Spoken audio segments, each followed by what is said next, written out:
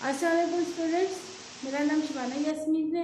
Reading public school जमात 5 का माशरती उलूम का lecture जून का लेक्चर मैं आपको डिलीवर करने लगी हूँ। और आज का हमारा टॉपिक है क़याम पाकिस्तान। क्या टॉपिक है? क़याम पाकिस्तान। क़याम पाकिस्तान जैसे कि नाम से ही पता है बेटा कि क़याम का मतलब है किसी चीज़ का कायम होना, बनना उसका। अब ये था कि क़याम पाकिस्तान कैसे और क्यों हमें हासिल हुआ। पाकिस्तान का क़याम, उसकी हिस्ट्री, हम उसकी तारीख आज पढ़ेंगे कि क़याम पाकिस्तान क्या है। बरसगीर पाक व हिंद, बरसगीर पाक व हिंद यानी कि बर का मतलब होता है खुशकी, सगीर छोटा, खुशकी का एक छोटा मतलब खिता, जिसमें पाक व हिंद का मतलब ये है कि मुसलमान और हिंदू, जहाँ पर वो तकरीबन 5000 साल से मुसलमानों ने इस इलाके पर हुकूमत की। यानी कि 5000 साल पुरानी है तारीख इसकी। और पाकिस्तान मुसलमानों ने इस इलाके पर 1000 साल तक हुकूमत की।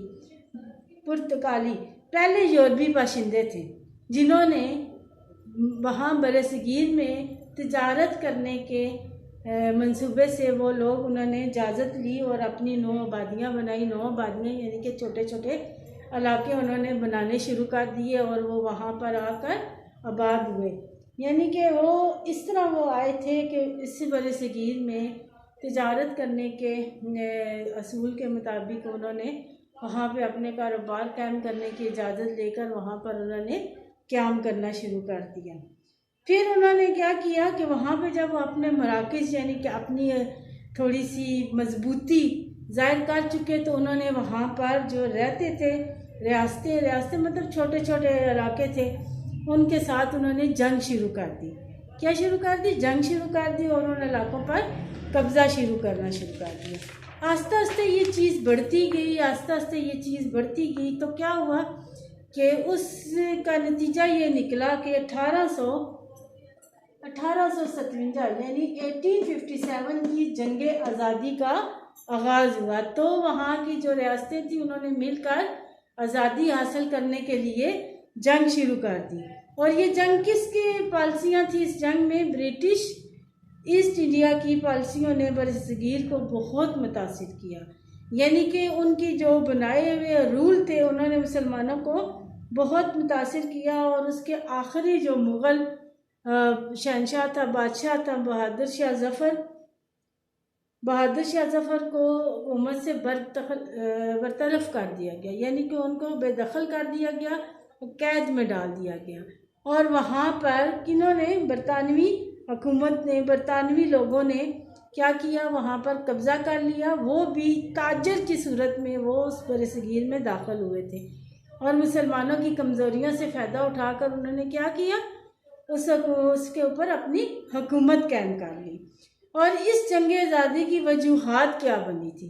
क्या वजूहात थी इस जंग आज़ादी की? वजूहात नंबर 1 है 1852 में ईस्ट इंडिया कंपनी ने जो है ना अपने आप को मुतारिफ करवाया और चर्बी लगे कारतूस इस्तेमाल किए गए। यानी कि उन्होंने एक ऐसी राइफल्स बनाई जिनके अंदर जो कारतूस इस्तेमाल होते थे वो कौन से थे? जिन पर चर्बी लगी हुई होती थी। और इस राइफल में ये चर्बी गाय या सूअर की थी। राइफल में डालने के लिए कारतूसों को दांतों से पकड़ना पड़ता था। कलकत्ता में हिंदुस्तानी फ़ौजों ने मज़ाहमत की और ये कारतूस इस्तेमाल करने से इनकार कर दिया।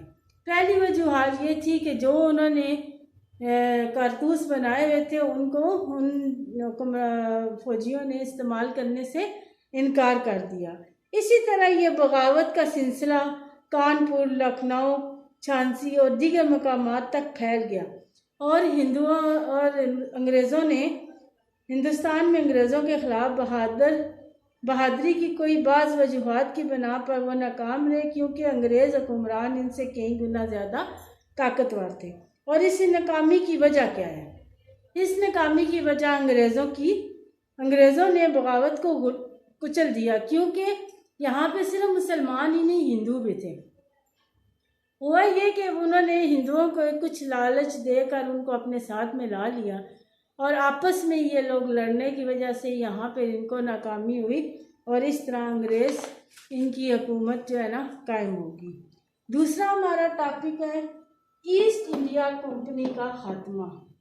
ईस्ट इंडिया कंपनी का खात्मा क्या था? ईस्ट इंडिया कंपनी का खात्मा, लंदन में बरतानवी हुकूमत इन हालात पर खुश ना थी, तो उन्होंने क्या किया, बरतानी पार्लियामेंट ने ईस्ट इंडिया कंपनी से इक़्तिदार छीन लिया। इक़्तिदार मतलब जो उसकी वहाँ पे ताकत थी, हुकूमत थी, जो उसको इख्तियारात दिए गए थे वो इसको छीन कर बरतानवी वायसराय के हवाले कर दिया गया। लेकिन उसमें कुछ प्रॉमिस किए गए थे, कुछ वादे किए गए थे कि उस वक्त के वहाँ के मुसलमानों को और हिंदुओं को मुलाजमतें दी जाएंगी, उनके काबिलियत के मुताबिक उनकी मुलाजमतें कायम होंगी। दूसरा ये है कि उनके मतलब तमाम आज़ादी होगी, मज़हब की आज़ादी होगी, कोई ऐसा मसला नहीं है। लेकिन ये सब बहाने थे सिर्फ इस पे कब्ज़ा करने। तो इस तरह बरतानवी जो मलका थी वो लंदन में बैठकर वायसराय वहाँ पर जो था, जो अंग्रेज़ वायसराय था, उसके ज़रिए उसने ये काम शुरू कर दिए।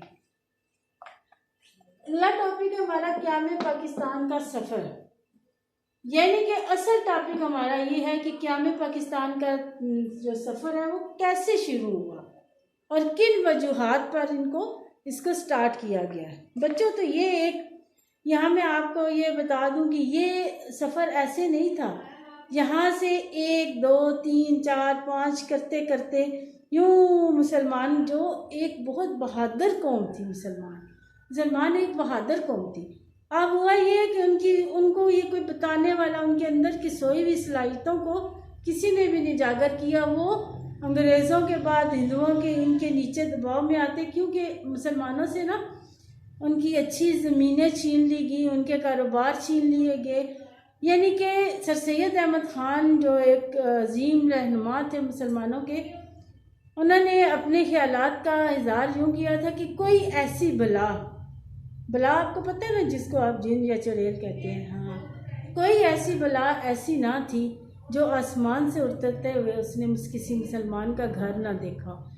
यानी कि कोई भी मुसीबत, कोई भी गलती, कोई भी चीज़ होती थी वो मुसलमानों के ऊपर आकर डाल दी जाती थी। यानी कि इस कदर मुसलमानों के वक़ार को कुचला गया था कि वो सर उठाने के काबिल ही नहीं रहे। ऐसे में उन्हें जिन लीडरों ने उठाया उनका तारुफ मैं आपको आगे करवाऊंगी। जंग आज़ादी की नाकामी का एक सबब यह था कि इनकी अच्छी तरह मनसूबाबंदी नहीं की गई थी, क्योंकि इतनी उनमें सलाहियत नहीं थी कि वो अपनी मनसूबाबंदी। बरतानवी हुकूमत ने बगावत में हिस्सा लेने वालों को सजाएं दी, ख़ासतौर पर मुसलमान इनका निशाना बने। कौन बने? मुसलमान इनका निशाना बने। सर सैयद अहमद ख़ान एक अजीम आलिम और समाजी मसला थे। उन्होंने मुसलमानों की दरपेश मुश्किलात का अंदाज़ा लगाया और बरतानवी हुक्मरानों से और मुसलमानों के दरमियान गलतफहमियों को दूर करने की कोशिश की। उन्होंने मुसलमानों को तालीम की तरफ राग़िब किया।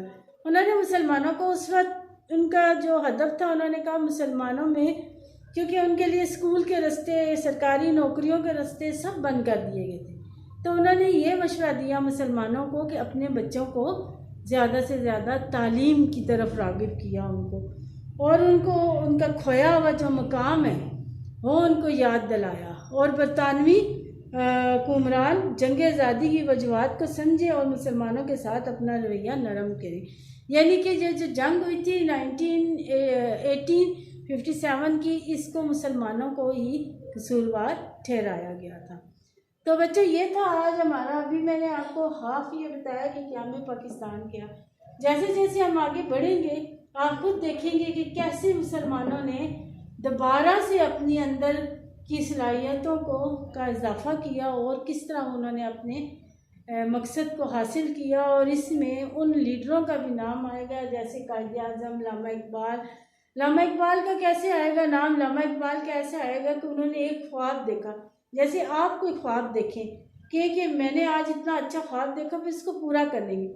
उन्होंने मुसलमानों की आज़ादी का ख्वाब देखा और उसको अपने शेरों में, ख्यालात में उसका इजहार किया और ऐसे ऐसे इशार लिखे, शेर लिखे, जिसको पढ़ने से मुसलमानों के अंदर वो सोई हुई ताकत, वो जज्बा जाग उठा।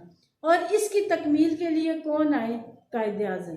कायद-ए-आज़म जैसा लीडर जिसने आखिर मनवा ही लिया उस अंग्रेज़ से, उस वासराय से कि मुसलमान एक कौम है, उनका अपना एक मुल्क होना चाहिए। इस तरह करके उन्होंने आज़ादी हासिल की। Thank you.